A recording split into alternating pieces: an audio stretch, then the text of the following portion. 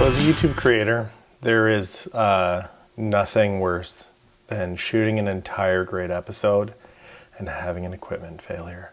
This happened yesterday.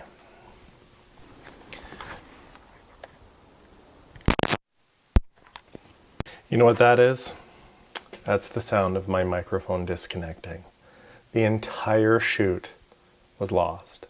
That takes about 90 minutes, and combating neighborhood sounds, oh, I'm devastated.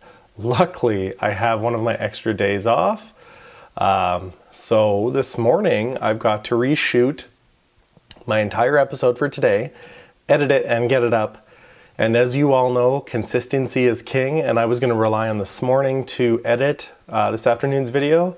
Now I got to reshoot it very quickly and edit it, and then get it up by 3 p.m. Mountain Central. So just to complicate things, I thought I'd take you along for a vlog while I'm doing that, because otherwise I'm going to go insane. I hate when this happens. It only happens once in a while, but what a devastating thing to have happen. I'm just about to start to reshoot my episode.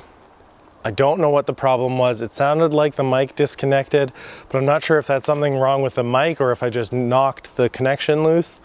I really hope it's not a hardware problem, because I can't really afford to replace anything right now. Anyways, let's get this started.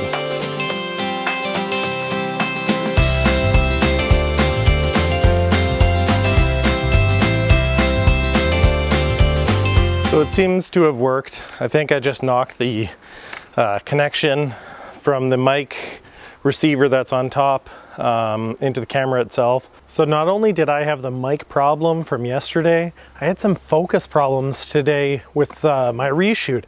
Man, it just seems like, especially like when you get a pest in your garden, that like one thing turns into another, and it's just like frustrating until you figure out the solution. But anyways, I got the video done right in the nick of time. Hopefully you guys enjoyed it. Now it's back to my garden. I've got some stuff to get done today, and so let's get to it.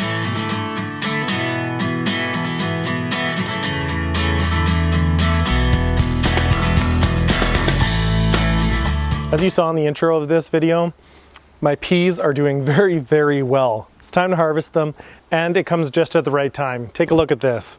The peas grew so quickly. They've shaded my my blueberries that I moved this spring, and I haven't even been able to plant the lingonberries I picked up simply because the peas have grown so fast and they've gone all over. But luckily, they're at the end of their life. I've harvested them now. I'm going to take them down and replant them for a fall crop.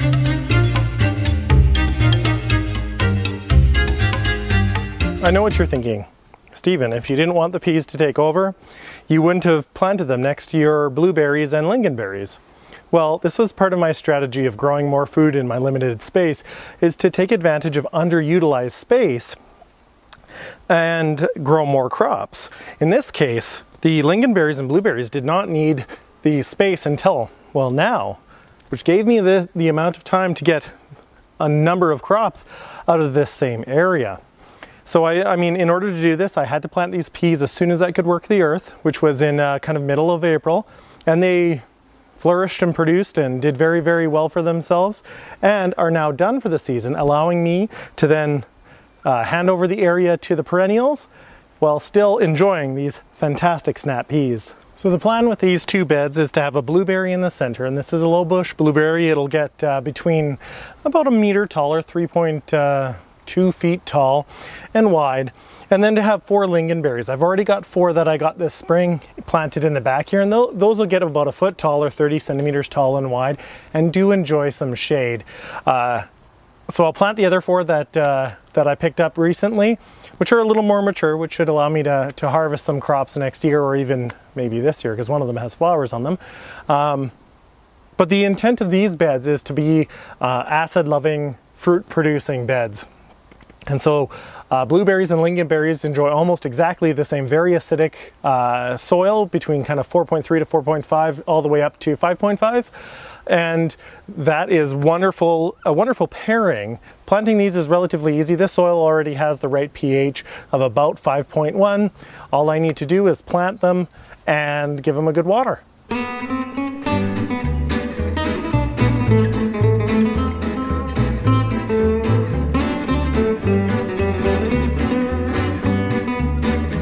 got the peas in, I got the lingonberries planted, and I've got the bed mulched.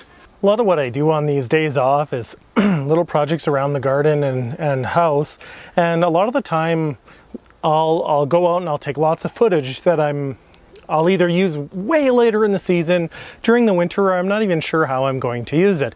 And I do the same thing with a lot of photos, and I've been playing around with photography and trying to figure that out. But I mean, lots of the projects that I do that maybe you see in the vlog, maybe you don't, are kind of cumulative, so that when I put together that video, you have from start to finish. Like I'm doing a little project over there with some containers, and I want to make sure that it's all start to finish, and that when I give you a video, it's as complete as possible. So if I've got to learn anything along the way, or if I've got to get shots or whatever, I'd rather wait in the season to make sure that I have it all right and publish that video than try to get it during a better peak part of the year for YouTube videos and sacrifice some of the quality of that video. So anyways, I'm going to switch out the lens on my camera and go around and take some photos. It's just about the right time of the day where the entire garden is illuminated. It's finally a sunny day outside, so I'm going to take advantage of this, as every day this garden is growing and expanding, and it's kind of that fun part of the year where every time you come into the garden, everything is, you know, way taller, way bigger, food is becoming available, so it's always an exciting time of year, and I want to make sure I can capture that, so during the winter months I can share some of that with you guys. Anyways, time to switch out the lens and probably the battery because it's a hot day out, and let's do some photography.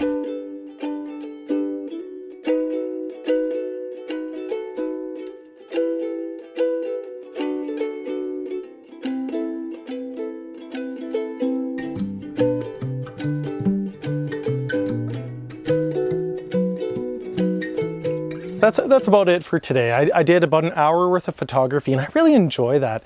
You know, I've been doing my YouTube channel for 3 years now, and every year I think, man, I've taken a lot of photos and videos, but there's always a couple of moments where I'm like, shoot, I should have caught that, or I should have taken a photo of that, or oh, this photo didn't turn out when I look at it later. But you know, that's kind of the fun part about it, is I spend an hour here, an hour there, taking photos, and that really helps me bring interesting content to you guys over the winter. So I'm just about on the cusp of the big harvest stuff, so when that happens, I'll take you along for the ride and show you a variety of things that I do with the crops that I've been growing. Anyways, what's your most relaxing thing to do in the garden? I'm kind of curious to find out. I really like the photography stuff. I've been enjoying it. It helps me get some great content for you guys, and I get to learn something new. Anyways, I appreciate you joining me today. I'm gonna go inside and share this week's slug video, even though I had lots of troubles. Then I'm gonna, you know, get ready for the weekend.